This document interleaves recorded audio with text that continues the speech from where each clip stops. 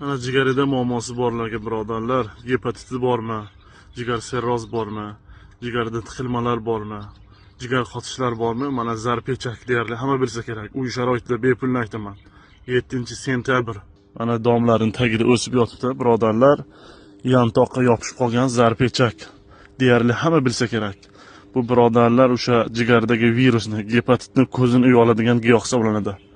Buni quritib birodarlar, svejisi mana hozir hamma joyda bor.